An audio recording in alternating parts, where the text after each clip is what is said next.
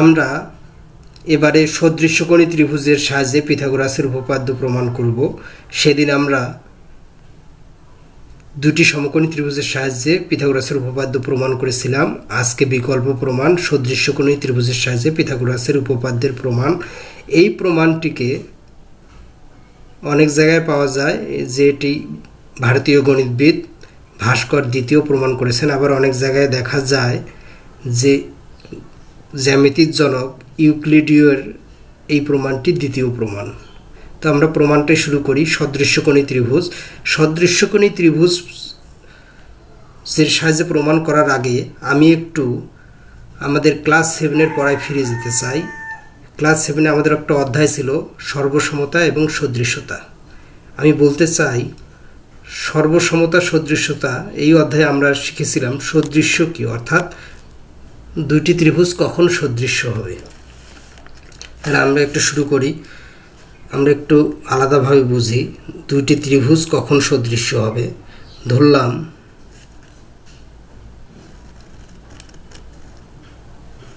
এটি একটি ত্রিভুজ, এর এই কোণ এবং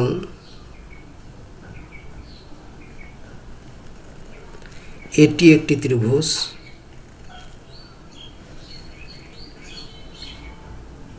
এই ত্রিভুজের এই কোণ, অর্থাৎ দুইটি ত্রিভুজের একটি কোণ পরস্পর সমান এবং আমরা অঙ্কন করেছি এমনভাবে যেন এটাও সমান হয়, অর্থাৎ এই কোণও সমান হয়। তাহলে এই কোণ এই কোণের সমান, এই কোণ এই কোণের সমান, দুইটি কোণ পরস্পর সমান হলো। তাহলে তৃতীয় কোণটিও অবশ্যই সমান হবে, কারণ আমরা জানি ত্রিভুজের 3 কোণের সমষ্টি 180। যেহেতু দুইটা কোণ পরস্পর সমান, তাহলে থার্ড যে কোণটা থাকবে সেটাও অবশ্যই সমান হবে। তাহলে এই কোণটিও পরস্পর সমান, অর্থাৎ দুইটি ত্রিভুজের কোণগুলো যদি পরস্পর সমান হয় তাহলে তারা সদৃশ্য। মনে পড়েছে ক্লাস 7-এর পড়া।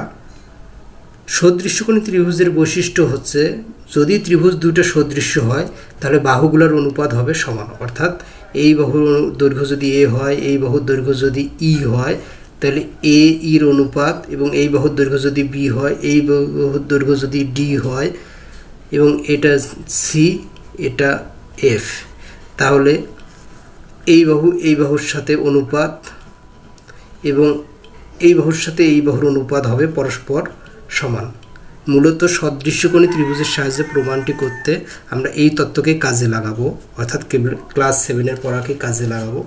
তো শুরু করা যাক। এক্ষেত্রে আমাদের প্রথমেই একটি সমকোণী ত্রিভুজ আঁকতে হবে, কারণ আমরা সমকোণী ত্রিভুজকেই সদৃশ্যকোণীতে রূপান্তরিত করব। তো সেক্ষেত্রে আমাদের কৌশল হলো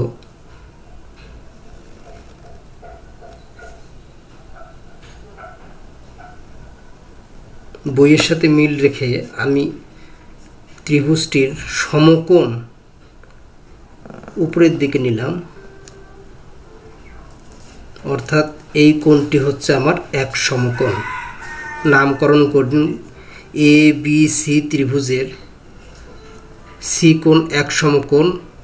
এই ত্রিভুজের সি কোণের বিপরীত বাহুর দৈর্ঘ্যকে আমরা ধরলাম সি, বি কোণের বিপরীত বাহুর দৈর্ঘ্যকে ধরলাম স্মল বি, এবং এ কোণের বিপরীত বাহুকে ধরলাম আমরা স্মল এ। তাহলে দৈর্ঘ্যের পরিমাণ হচ্ছে সি এ বি, অর্থাৎ সি সেন্টিমিটার হতে পারে, এ সেন্টিমিটার হতে পারে, বি সেন্টিমিটার হতে পারে। তাহলে আমরা বিশেষ নির্বচনটা লিখে ফেলি। বিশেষ নির্বচন, আমি শিক্ষার্থীদের বলবো সবসময় বিশেষ নির্বাচনের উপরে মাঝখানে চিত্রটি দিতে। আমার সুবিধার্থে আমি এক কোণে নিয়েছি। তাহলে মনে করি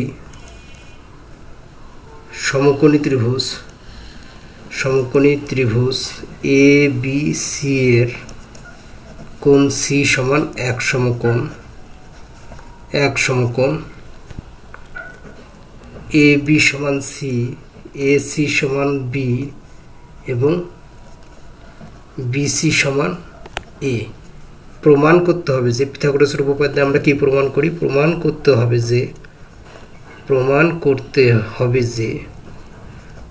যে অতিভুজ স্কয়ার সমকোণের বিপরীত বাহুটি আমাদের অতিভুজ, তাহলে অতিভুজ স্কয়ার অর্থাৎ আমরা আগে পুরো বাহুটা লিখি। অতিভুজ বলতে এ বি স্কয়ার সমান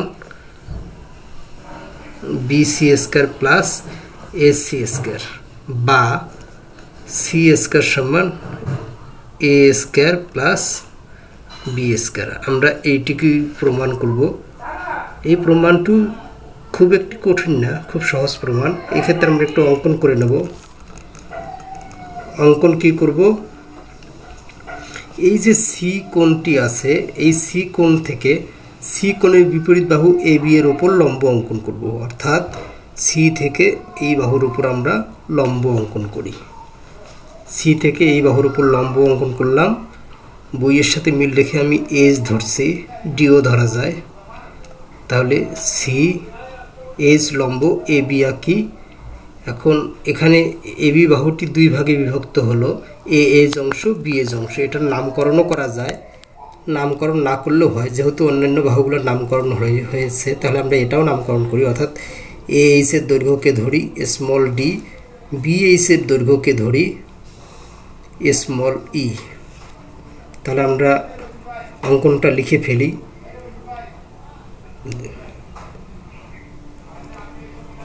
সি হতে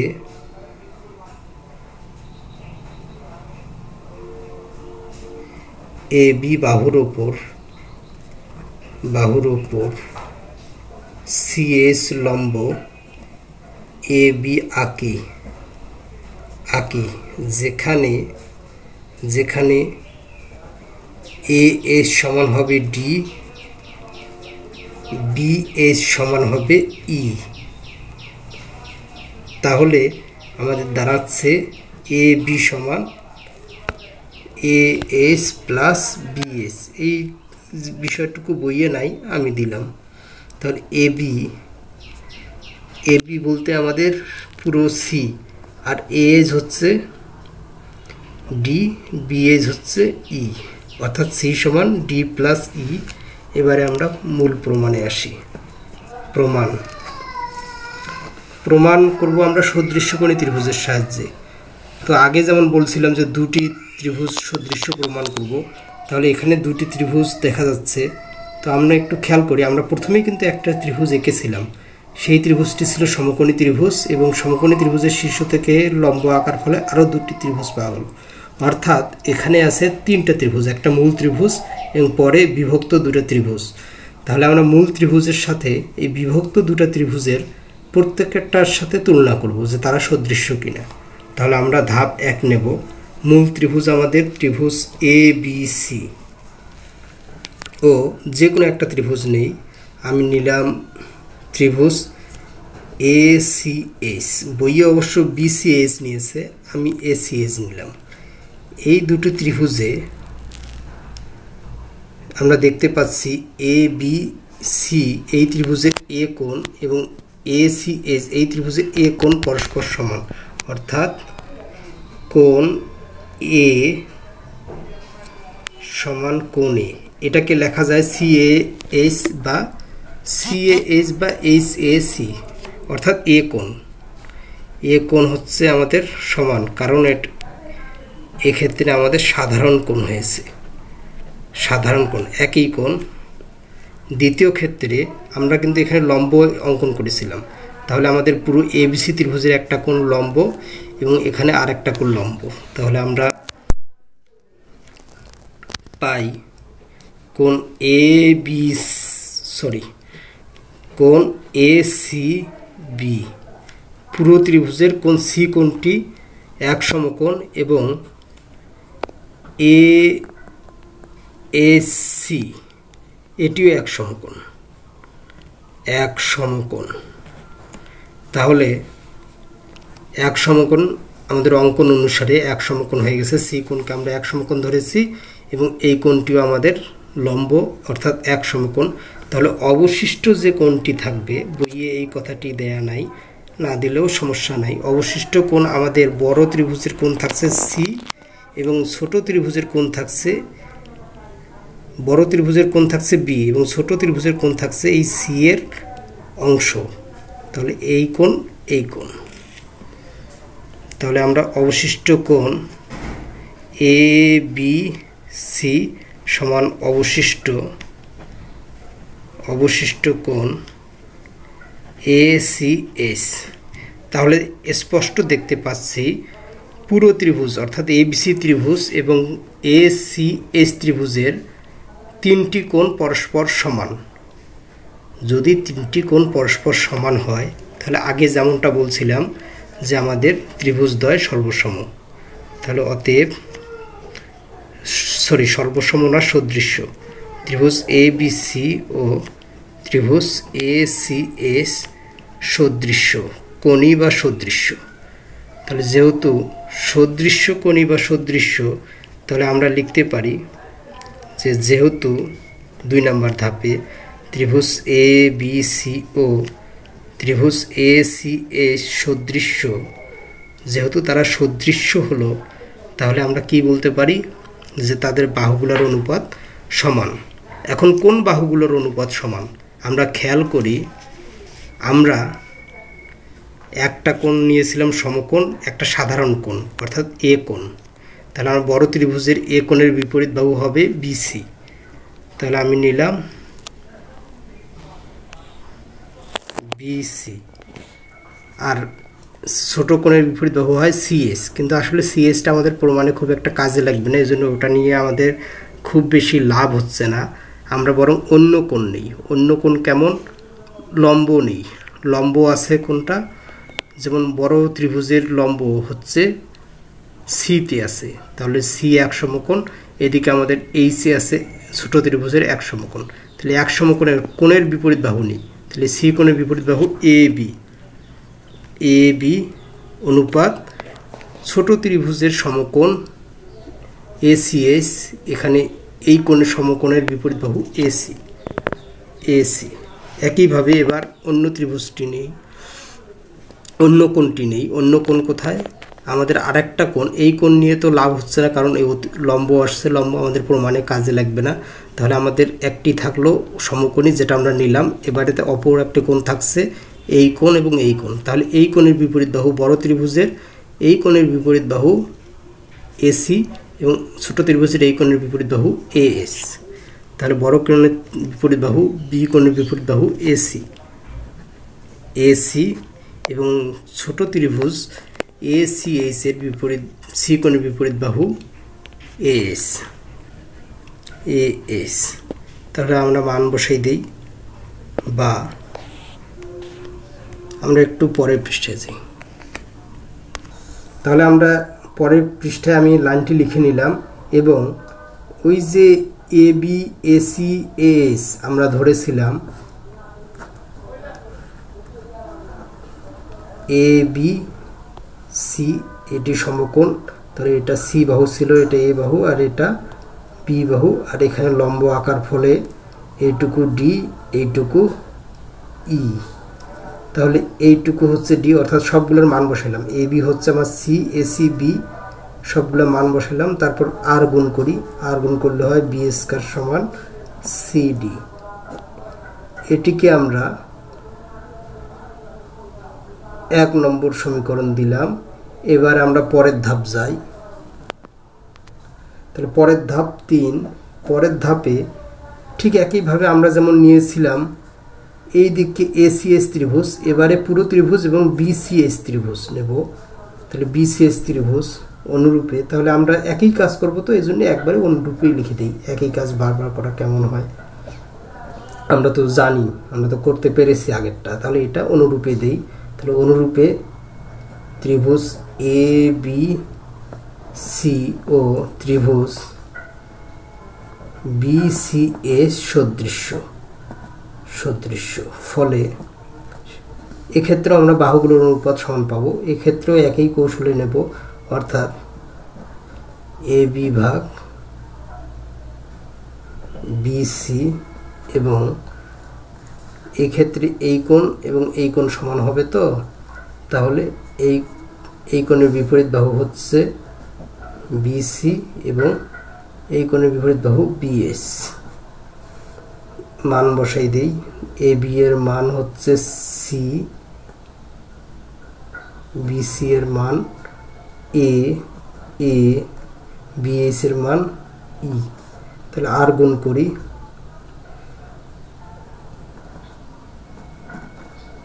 এটিকে দেই 2 নম্বর সমীকরণ। তাহলে 1 ও 2 আসলো আমাদের। এবার 4 নম্বর ধাপে আমরা 1 2 যোগ করি, তাহলে ইনশাআল্লাহ আমাদের প্রমাণটা হয়ে যাবে। তাহলে ধাপ 1 ও 2 যোগ করি।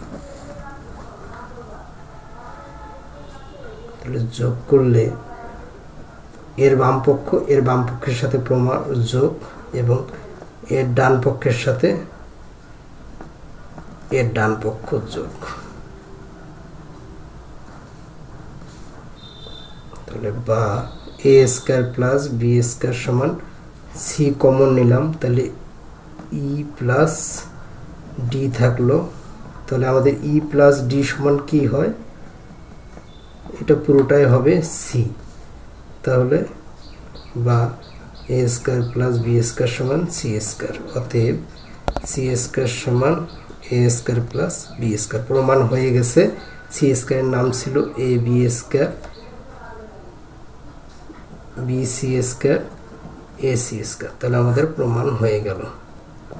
আশা করি বোঝা গেছে। কোথাও বোঝা না গেলে কমেন্টে জানাতে পারো অথবা হোয়াটসঅ্যাপে মেসেজ করতে পারো।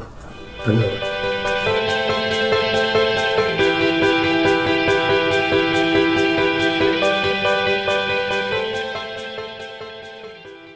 বীজগণিতের সাহায্যে পিথাগোরাসের উপপাদ্যের প্রমাণ শিখব। এই প্রমাণটি ধারণা করা হয় যে স্বয়ং পিথাগোরাস এই পদ্ধতিতে প্রমাণ করেছিলেন। তো আমরা প্রমাণটি করব একটি সমকোণী ত্রিভুজের সাহায্যে। প্রমাণটা করার কৌশল ক্ষেত্রে আমি যদি সমকোণী ত্রিভুজ একটি নেই, আমাদের এটা একটি সমকোণী ত্রিভুজ হলে এই বাহু আমার এ, এই বাহু বি এবং অপর বাহু সি। তাহলে আমাদের উপপাদ্য অনুসারে প্রমাণ করতে হয় অতিভুজ স্কয়ার সমান অপর দুই বাহুর উপর বর্গ স্কয়ার। এটা প্রমাণ করার জন্য আমরা যে কৌশলটি অবলম্বন করব তা হলো এই ত্রিভুজটিকে আমরা একটু বারবার ঘুরিয়ে একটু সাজিয়ে নেব।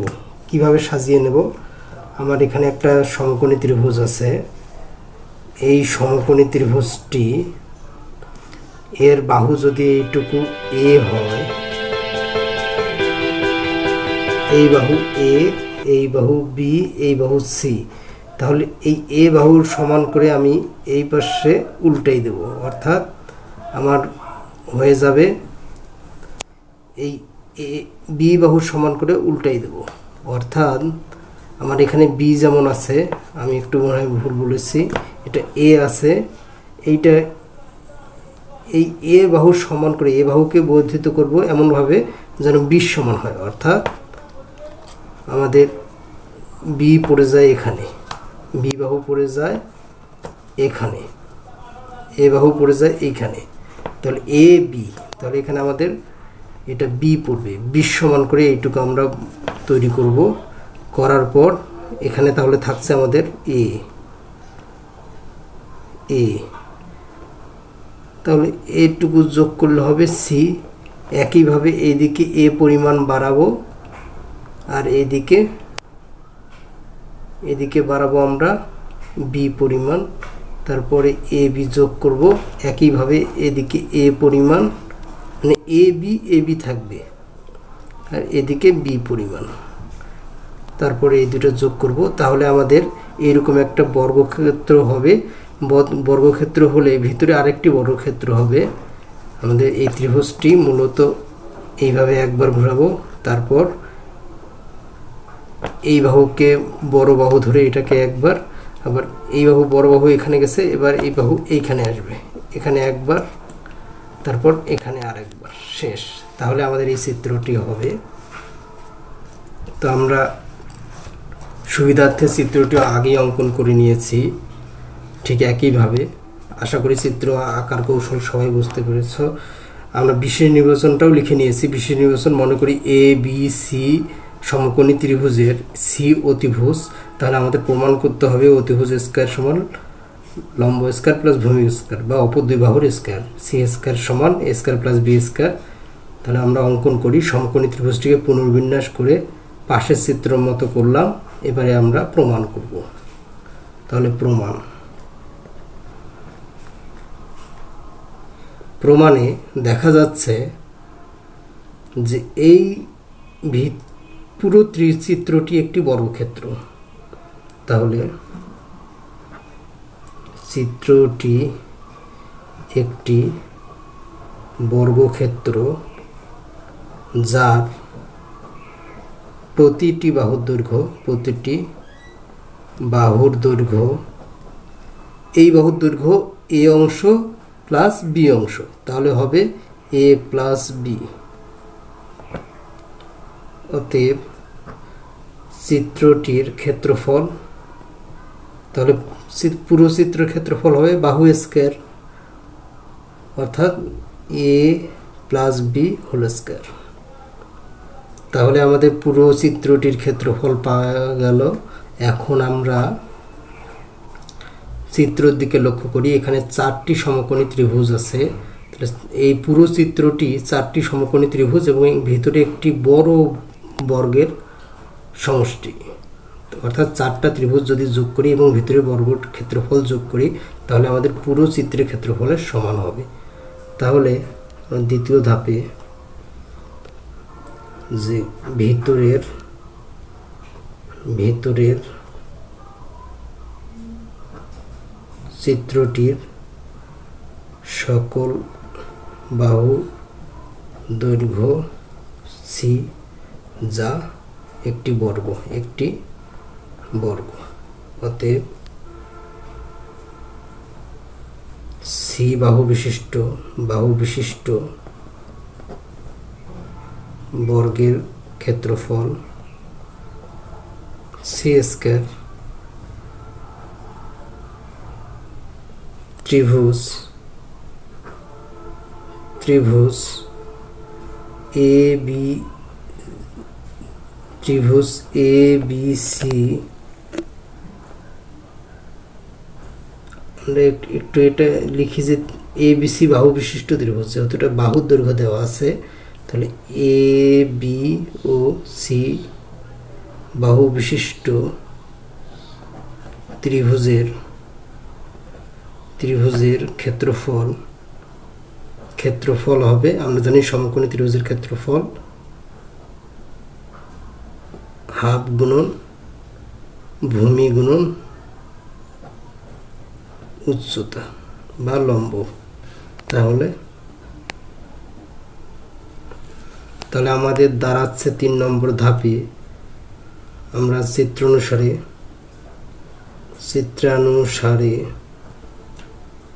এ প্লাস বি অর্থাৎ পুরো চিত্রের ক্ষেত্রফল সমান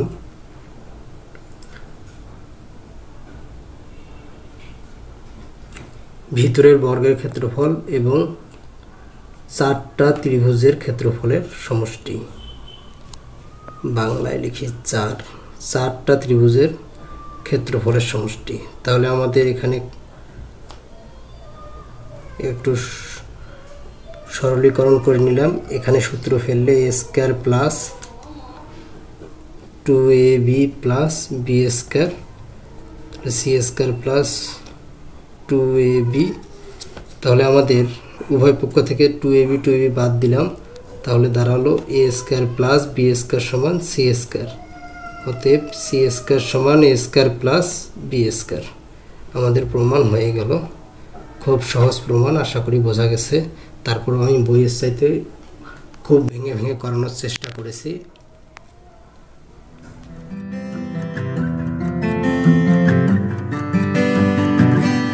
আশা করি পিথাগোরাসের উপপাদ্যের তোমরা 3টা প্রমাণ করা হলো। 3টা প্রমাণ ভালো করে বুঝেছ। ক্লাস 9-এ উঠে আমরা আরেকটা প্রমাণ শিখব। তোমরা যদি কেউ চাও তাহলে নেটে সার্চ দিয়ে অনেক প্রমাণ আছে, দেখে নিতে পারো। এ যাবত প্রায় 370 উপায়ে প্রমাণ হয়েছে, এটা আগেও বলেছি। এখন আমি এখানে একটু প্রশ্ন দেব। প্রশ্ন বলতে কি, মানুষের সহজাত চিন্তা হচ্ছে ভাবনা। অর্থাৎ পিথাগোরাস যেমন বলে গেলেন যে সমকোণী ত্রিভুজের অতিভুজের উপর বর্গ হবে অপর দুই বাহুর উপর অঙ্কিত বর্গক্ষেত্রের সমষ্টির সমান।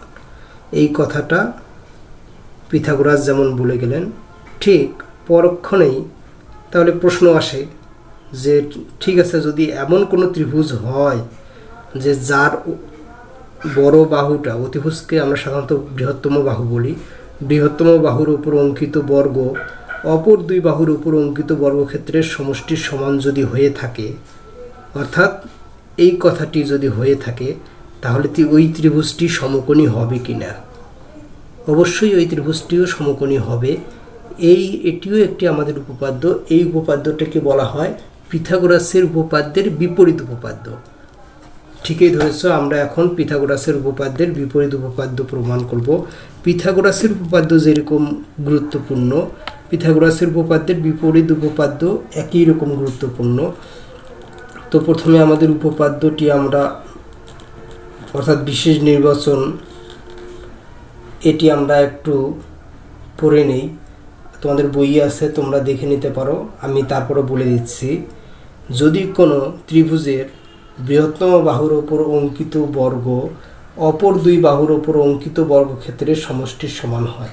বৃহত্তম কথাটিও এখানে বলা নেই, শুধু বলা আছে যদি কোনো ত্রিভুজের একটি বাহুর ওপর অঙ্কিত বর্গ অপর দুই বাহুর ওপর অঙ্কিত বর্গক্ষেত্রের সমষ্টির সমান হয়, তাহলে ত্রিভুজটি, অর্থাৎ তাহলে ওই শেষোক্ত বাহু দুটির অন্তর্ভুক্ত কোণ, অর্থাৎ শেষে যাদের সমষ্টি সমান হলো সেই দুইটার অন্তর্ভুক্ত কোণ হবে এক সমকোণ। এটি পিথাগোরাসের উপপাদ্যের বিপরীত উপপাদ্য। তাহলে আমরা বিশেষ নির্বাচন, আগে প্রমাণটা লিখি। মনে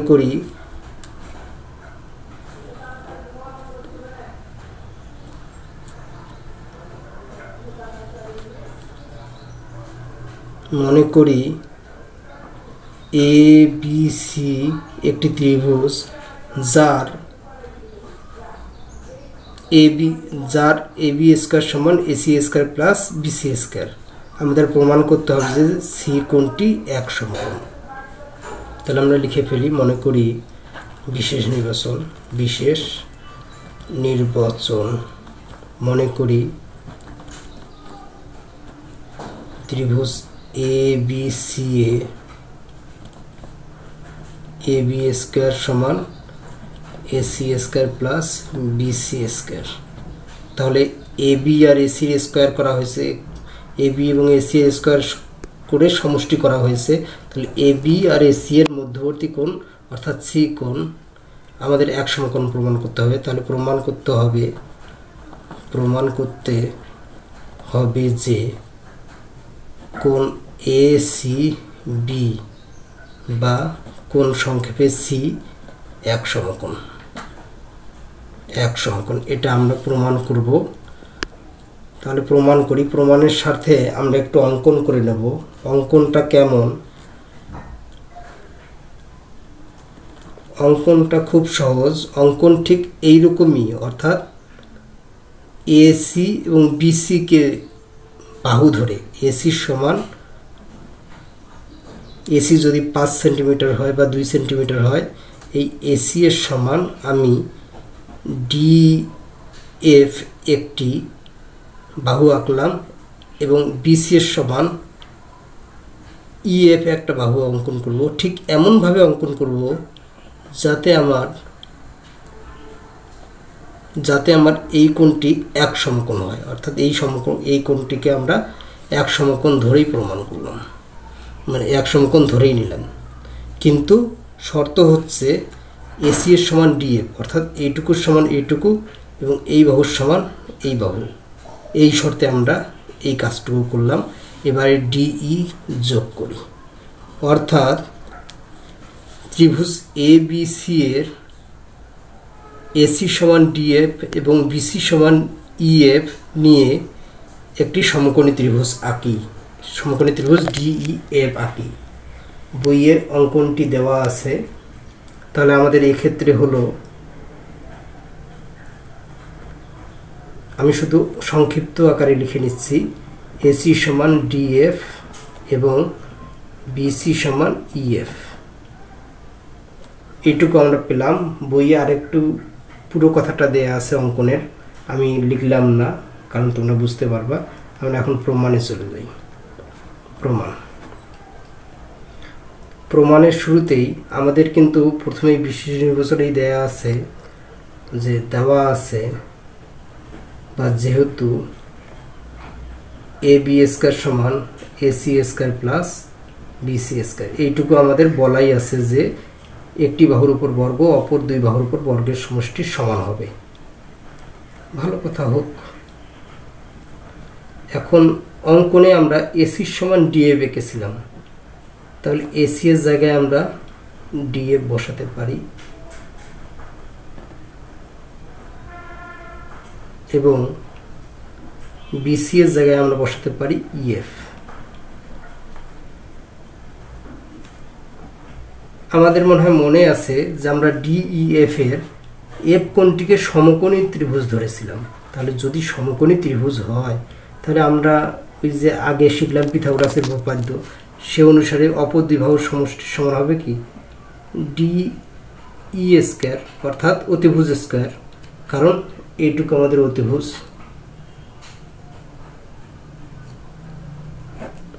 যেহেতু ত্রিভুজ ডিইএফ সমকোণী, তাহলে সমকোণী হলে আমরা সমকোণী ত্রিভুজে পিথাগোরাসের উপপাদ্য ব্যবহার করলাম। উভয় পক্ষ থেকে বর্গ আমরা স্কয়ার রুট করলে বর্গ কেটে যাবে, তাহলে আমাদের থাকছে এ বি সমান ডি।